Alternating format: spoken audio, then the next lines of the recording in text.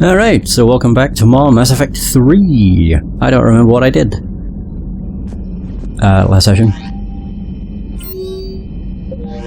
I did Eden Prime, I remember that. Wait, no I didn't. I did that in... When did I do that? Oh yeah, the second session. I did the Cerberus Lab, the Shrike Abyssal. Oh yeah, and we ended in Antaeus. Oh my god, the Hades Gamma is massive. Sheesh. Signal confirmed. Hey! Oh, never mind.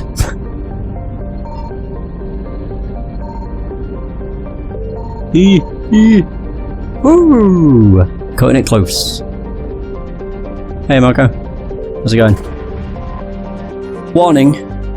There's going to be a lot of reading for the first probably 30 minutes or so. So prepare to be bored. So, Ageko. During the initial survey of the Antaeus system, only a single flyby probe was spared for the small scorched world of Ageko. It revealed a planet unusually rich in heavier elements, given its size. Ageko is a standard terrestrial with a thin atmosphere of krypton and xenon. Its crust is mainly composed of magnesium and with deposits of cobalt and other heavy metals. Due to extremely rough cratered terrain, starships are discouraged from landing.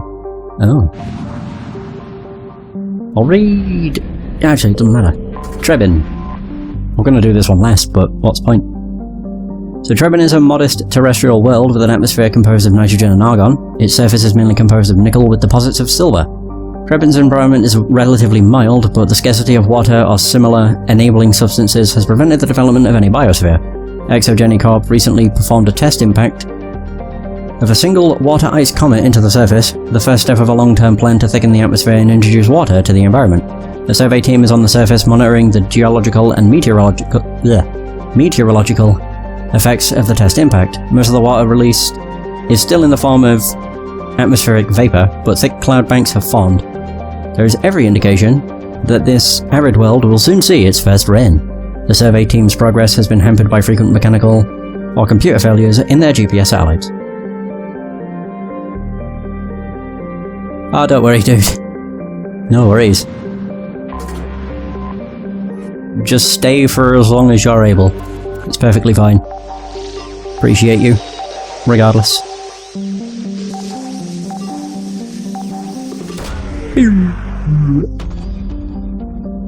What do we get? Aww, lame. I want credits, I want war assets. Give me all the assets. I need to do more scans too, which is gonna piss off the Reapers, but I can game the system, it's fine. Wait. Oh, that's not a planet. Wait, so I've read Ageko, Trebin, and then we have 1, 2, 3, 4. Okay, cool. Edmos. Ooh, it's a big one. Edmos is a standard hydrogen-helium gas giant which releases methane in its atmosphere. If Trebin's terraforming is successful, it's expected that a helium-3 fuel refining facility for the system will be set up here. I find it weird just how few fuel depots there are. There's like one next to the Citadel and that's about it. Ploba. Ploba is the second and by far the larger of Antaeus' two gas giants. Active scans by survey ships have returned tantalizing indications of massive, solid structures deep within the atmosphere, too irregular in pattern to be anything natural. Some believe Ploba is a Jupiter brain, a planet-sized supercomputer. Adherents of this theory have fruitlessly beamed signals towards the sunken megastructures, hoping to get the machine's attention. Others believe that an ancient spacefaring race disposed of their weapons of war by dumping them into the planet. The last attempt to reach the salvage Ploba's deep anomalies went tragically wrong, and ended with a crew of 12 being trapped and crushed in the gas giant's lower atmosphere. Jesus, what a way to go. There's those two. I'll read these ones first before I piss off the Reapers. Right, Vemel is an enormous terrestrial world of mixed rock and ice with an atmosphere of methane and ethane. Its frozen surface is mainly composed of calcium with deposits of iron. Because of noxious surface gases, explorers are warned to use extreme caution. Oh, what is this called? Honador is a moderately sized ice world with a thin, extremely thin atmosphere composed of krypton and xenon. It's always krypton and xenon. Always. Its frozen surface is unusually smooth, suggesting widespread repaving by cryovolcanic processes, though no such activity is currently evident. Okay, so that's everything. Time to piss off some Reapers. The only thing I don't like about the Reapers is they get very fast. There it is. Fuel, baby. Nice, that might actually max me out. Oh god. Woo. Reapers eluded. Yeah, get owned. Oh wow, this is a huge system. So we have Antaeus, we have Plutus. Oh my god, with more bloody planets. I found something. Hey! Yeah, the Reapers. Alright, so we have Varia. Varia is a huge hydrogen-helium gas giant with traces of methane in its atmosphere. I'm guessing the writers got bored of the planets. They get very, oh, never mind. Just with the big planets they got bored, I guess. So, Nonwell. On Nonwell, I guess. Though it is one of the oldest entries in the star charts, Nonwell has not yet been fully mapped. It is the largest body in the asteroid belt of the blue star Plutus, not only large enough to maintain a spherical shape, but also massive enough to retain the noxious carbon and sulfur dioxides venting from its many volcanoes as an atmosphere. Nonwell is rapidly? Oh yeah, rapidly volcanic, and the source of its great heat is also the source of its inordinate mass. Nonwell is a secondary source of element zero, coalesced around a large chunk of EZO, ejected by a supernova billions of years ago. Surface conditions are extremely hazardous. In addition to the thin crust and numerous magma flows, wide stretches of the landscape are coated with slippery ash and cinders ejected from the volcanoes. I can scan this. I didn't even realise. Oop. We got it. I much prefer the planet probing in this compared. Ooh! Special Ops Team Zeta. Yay! I got a war asset. Fuck yeah! Clockrellis. Clockrellis is a modest rock planet roughly the size of Mars. It has a thin atmosphere of carbon dioxide and ethane. Its scorching hot surface is mainly composed of silicate rock with deposits of aluminium and other light metals. Clockrellis. It's very hard to say. There's a very weak magnetic field, in addition to very high levels of solar radiation. It is not suitable for Mass Effect drive discharge operations.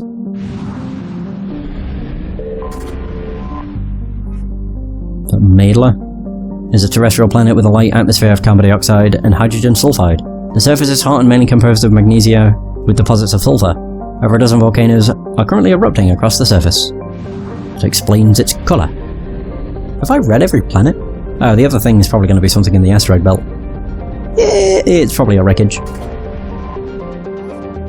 Mingito is a sun-baked wasteland of sodium, chlorates, and radioactives. Its relatively light mass has left it tidally locked to the star Plutus, with a day-side hot pole and a night-side cold pole. The powerful solar wind has stripped most of the atmosphere away. Oh. Oh, there's gotta be something. Come on! Oh god, they're getting faster. She found nothing. Well, that one's zooming. Woo. Faster than light jump successful. You get owned, you Reaper bitches. Oh, I don't even know where I've scanned. Actually, wait. Evasion successful. There we go, I should be in the top right. Yeah, baby! Oh, I found everything. I'm an idiot. I didn't even realise. Yeah, I didn't even notice it said 100%. I'm a fool. Right, let's go over to this. I'm kinda low on fuel. Why are there so many bloody planets? Hot damn. Signal confirmed. Oh yeah, it's a wreckage. Give me fuel. That'll do. Perfect. So that's 50%. Alright, we have Grimar. It's an icy terrestrial with a thin atmosphere of carbon dioxide and krypton. Its surface is mainly composed of frozen ammonia with deposits of tin and other light metals. When exposed to sunlight, Grimar's ammonia can melt, forming equatorial seas of the toxic chemical. This has allowed a profusion of simple fungus and lichens to evolve in the low-energy environment. A byproduct of their metabolism causes them to glow very faintly. While the light of an individual is insignificant, large patches seem to reinforce the light of one another, and are visible from space. Ah. The more you know, I guess. Clenzel has a thin atmosphere of carbon dioxide and ethane. Its first geological surveys were performed by Batarians, and suggested areas of great mineral wealth. Human mining concerns spent billions of credits hustling to the distant system and sinking test bores to claim the system for humanity. Oh, shoot. I didn't realise there was more to read. But Clenzel had only an average level of mineral wealth. Valuable, but hardly worth the rush and expense. Meridia Industria, a small Mexican company hoping to strike it rich in their first extrasolar mining venture, had to file for bankruptcy protection. The investigation revealed the Batarian crew had deliberately falsified their surveys, hoping it would encourage human rivals to invest in a costly boondoggle. While unethical, this was not technically illegal, and the Batarian government disavowed the personal actions of a few misguided patriots. The planet is still littered with abandoned mining bases which are often used as temporary meeting places for criminals. As soon as Batarians were mentioned, I'm like, this probably is a scam of some sort. Ratia. Ratia is a standard hydrogen-helium gas giant with traces of sodium and ammonia in its atmosphere.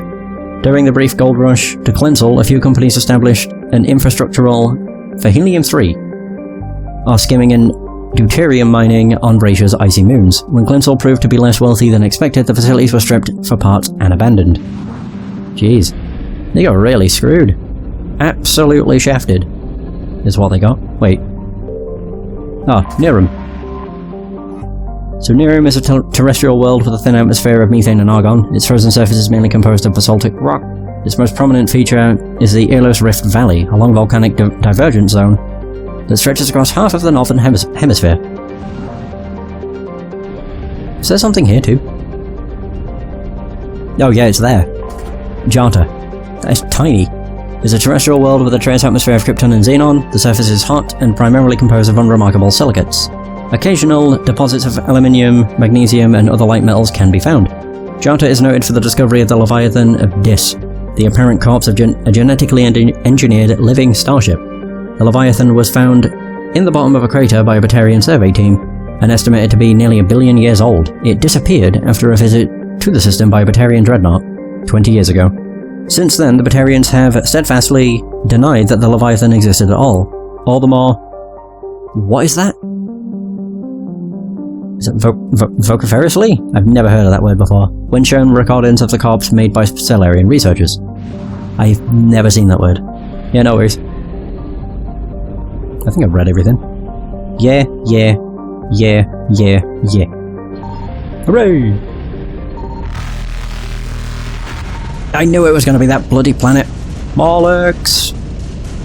Oh. Faster than light jump successful. Welcome back. That was quick. Go! Of course it'd be Clensal. Oh, that was easy. We got it. Son of a bitch. I did this for credits. Evasion successful. God, the Reapers aren't too smart. Not really. I mean, how many times have I screwed them over? By just getting their attention, pissing off, and then coming back? They never learn. God, it would have made this a nightmare if they did keep doing that. Like, if they stayed in the system until you beat a mission, I would hate that. So, Tunshagon is a hydrogen-helium gas giant with traces of chlorine even, and nitrogen in its atmosphere.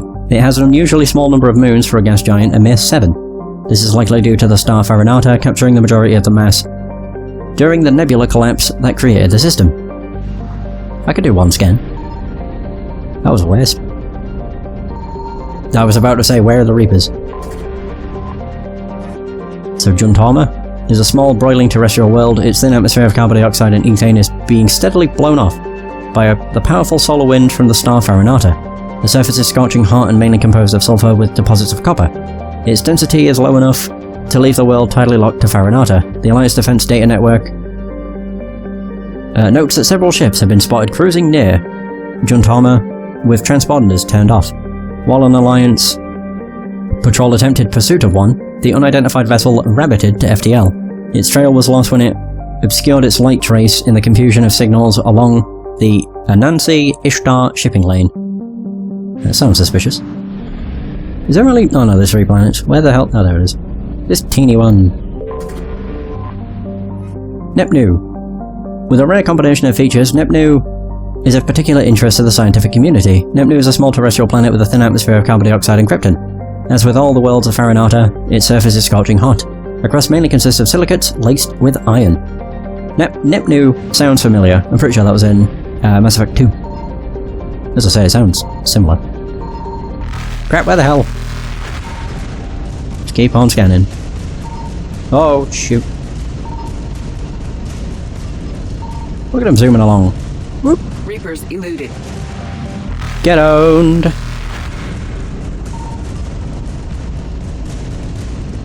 I found something. Thank God, there we go. Sheesh. Faster than light jump successful. Go with the wreckage, I want fuel! Hell yeah! 2-0. Not great. Could have been worse. Right, I'll leave and then come back. Evasion successful. Put me at the top. Not great, but you know, we're there. We're close.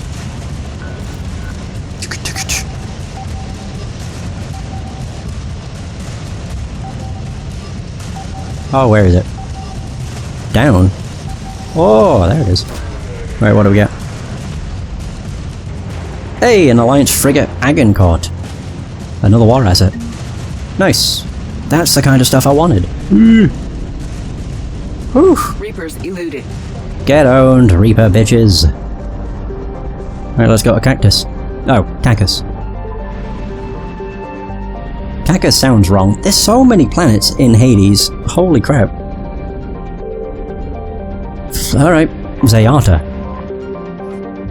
An enigmatic terrestrial planet, Zayata has a hazy atmosphere of nitrogen and argon. The surface is scorching hot and mainly composed of calcium with deposits of sodium.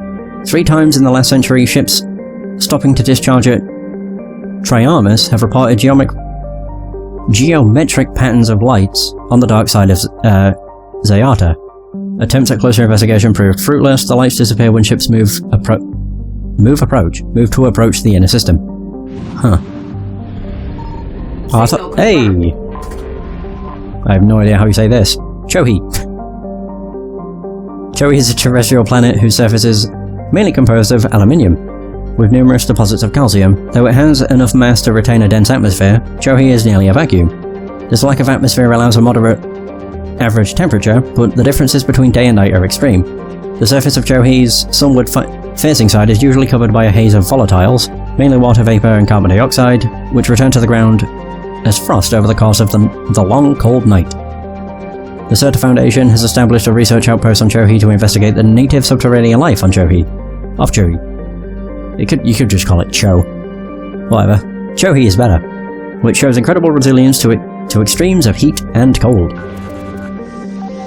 Right, what are we scanning? This better be an asset and not bloody credits.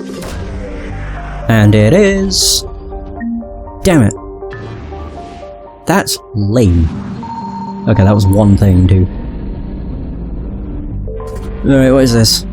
Triarmus is a hydrogen-helium gas giant with a powerful magnetic field, making it a popular discharge site for freighters working the Anansi-Ishtar shipping route. It is popular enough, in fact, that Quarian ships can often be found loitering in orbit, selling the freighter crews cheap refreshment, salvage and odd craftworks assembled by their children. There are no ships in orbit at present, however. Yeah, the Quarians have buggered off somehow, or for some reason. Farangor. That includes Best Girl, which sucks. So a large but low-density terrestrial world, Farangor is generally believed to consist mainly of water ice. Occasional upwellings of metals caused by the interacting tidal forces of several large moons suggest the core is small but extremely dense. Farangor has a thin atmosphere of carbon dioxide and ethane. Its frozen surface is mainly composed of dark carbon-laced water ice. 13 years ago, Farangor's grim surface colour and dim illumination drew the cinematographer Risa Varson to film the exterior scenes of Starless on location. Acknowledged as a masterpiece of gothic horror, the sets are well preserved by the vacuum, draw hundreds of tourists to the backwater system every year. Imagine flying to a different planet just to see where certain things were filmed on a movie. Crazy. Oh, that is not... Okay. Oh, really? Wait, that's a planet! Hey, found it. Faster than light jump successful. Oh god. Yeah, I never saw this. Zamari is a small, airless created terrestrial, a lifeless rock quite similar to Luna. Its frozen surface is mainly composed of silicates, though one hemisphere has several seas of dark basaltic rock. I hope I didn't miss any, but I may have. Yeah, I'm gonna get too close. I like how it saves as soon as I go into the system. It's just in case. Hey, 400 units. Nice. Reapers eluded. Damn straight. Luna. I'm just looking at the planets. It seems I've been to all of them. God, look at them all close in. Meow. Faster than light jump successful. Good job, we're quicker. Sheesh. Is this Luna? Chohi? Oh no. Yeah, I've read all of them. Pretty sure. I'm just gonna double check again. Yeah, I've definitely read all of them. Yeah, we're fine. Reapers eluded. Reapers can get owned. Right, that's Hades' Gamut done. Woohoo! Huh. Oh yeah, Reapers. I forgot I pissed them off here too. Faster than light jump successful. Right, so Hades' Gamut's done. Kite's Nest is done. Exodus Cluster done. Done. I think I've done all the ones where the Reapers exist. Yeah, the Shrike Abyssal. Sigurd's Cradle. Yeah, it would seem they are all done. We have Anos Basin to meet with the diplomats, but I don't really want to do that yet. Well, I mean, it's not like it's going to start it, I suppose. Yeah, I just, you know, going there would scare me. It would make me think that it's just going to lock me into doing the mission, even though it more than likely wouldn't. But never mind. Oh, there is no fuel thing. Where the hell was the fuel? Oh well, not like it matters. We find fuel all the time. I never read the Citadel. I'm pretty sure this is probably the same as Mass Effect 2's description, maybe? So supposedly constructed by the long-extinct Protheans. This colossal deep space station serves as the capital... Ugh. Sorry, I had like something stuck on my tongue. Serves as the capital of the Citadel Council. Gravity is simulated through rotation, and is a comfortable 1.02 standard Gs on the wards and a light 0.3 standard Gs on the Presidium ring. Yeah, that sounds fairly familiar. Dr. Bryson's lab? What? That's a quest. Isn't that DLC? I don't remember.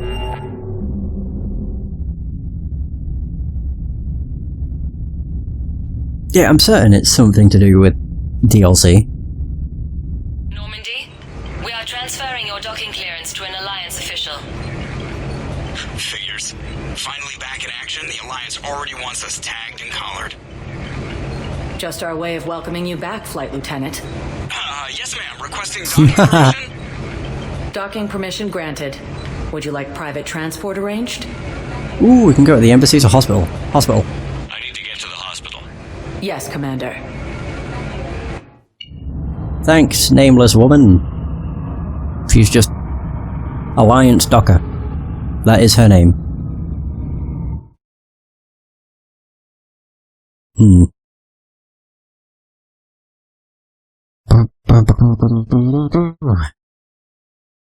So I should be able to turn in the Shrike Abyssal.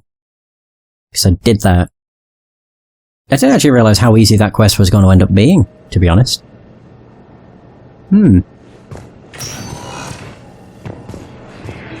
But it was really simple. You just kind of had to turn up. This little farm. We killed a few enemy scouts. Yeah, you just turn up at the area and then scan, and that was it. Hello again, Commander. Here to see our patient? How's Ashley doing? Very well. Her rate of recovery is amazing. Hey! I still want to keep her under observation, but she should be fit for duty soon. Nice. This war has left a lot of injured people homeless. How's your center handling the extra load? We're getting more refugees every day. Throughout the Citadel, triaging and finding open beds is our biggest challenge. Yeah, I don't think we've been over any of this before. May have, I can't remember. Not good, really, considering it was only like 2 sessions ago. How are your medical supplies holding up? Things are getting tight throughout the whole medical network. Citadel reserves run deep, but they can't hold up forever. With a center of this size, you must have a lot of direct reports. We've got 12 full-time doctors and over 50 support staff. It can be overwhelming, quite different from my days in the wards. Keep up the good work, Doctor. Wait a minute, isn't Thane here? You too, Commander. Could have sworn I got a message from Thane. Thane! Yes! He's here? Where? It's completely tasteless to call this place Huerta Memorial. President Huerta died of a stroke 2 years ago, ma'am. I think you meant to say the man was dead for an hour and a half. There he is! Propaganda to get the hospital name changed. It's Thane! He's punching the window. No, he's lost it. He's gone crazy. I ain't touching that. We'll see Ashley first, and then, am I going the wrong way? No. I don't think so. It just felt like I was. I'm trying to place a call to Grissom Academy. They have biotic AMP interfaces. I may be able to adapt for Asari use. No, it won't connect. It says the station's communication system is offline. Of course, if these interfaces make our commandos better on the field, I'll hold for as long as you need. I overheard you talking. Grissom Academy is gone. But I found this while I was there. What is this? Yes, these are tailored to human physiology, but with a few alterations, they should work for the Asari as well. This is exactly what I needed. Thank you. Anytime. Tell Matriarch Athena that our huntresses should have the upgrades waiting for them on Who their the hell? next shore leave. No, they were very easy to scale. Was I in her way? Made some amazing breakthroughs. Nope. Okay, that was weird. I thought I got in her way, but maybe not. Listen to me, those prototypes are vital. We need these biotic upgrades to fight the Reapers. God, it's so weird how busy everything is now. Replaced my leg, right? Yes, but clone tissue replacement takes months. Ismar Frontier prototype components? What on earth? You just unlock all kinds of quests just from listening to people talking. It's crazy. I like it though. I'd like an answer, Lieutenant Commander. The galaxy has need of exceptional soldiers like you, now more than ever. I still need time. You'll have my answer soon, I promise. I look forward to it. Hey, how's Wrath? How's it going? Yeah, Shepard, you do seem to get quests just from eavesdropping. Athena, I got your email. Made your decision yet? On becoming a Spectre? Not yet. It's an honor and all. But I don't know. I need to think about it some more. It's a big decision. Smart to give it some thought. Here, I picked this up for you. Figured you had some downtime. Thanks. That's sweet.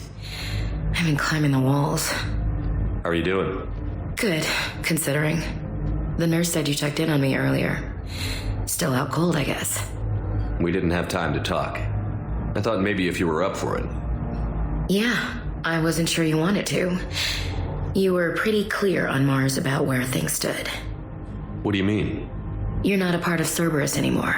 Case closed. Full stop. It's the truth. Okay. You cut all ties. I accept that. It's just that if you're giving me orders, I need to be able to count on you. That works both ways. It's a damn mess out there. All we've got is the people around us. We have to trust each other or this doesn't work. Deal? Deal. Hey, I'm here for you. Wait. I don't want this to be a romance. Because, you know, Tali. Tali is my romance. But she's nowhere to be found for the moment, so, you know. No, Tali. I don't know if this is a flirting option though, that's the pain in the arse. Okay. Get some rest. You need anything at all, let me know. Okay, it's not flirting, it's just being nice. Shepard, wait. Uh-oh. There's one more thing. I wasn't sure if I should mention it. What is it? I have family back on Earth. Oh. I haven't heard from them. It's making me crazy. But I know you're busy, Shepard. We can talk later. I've got time to talk. Oh. Hey, I can investigate. To try and decide on a working schedule for the channels. Yeah, that makes sense. But yeah, I don't know. I only have the two, and, well... This one's had a schedule forever, and Is It Playable's had a schedule forever.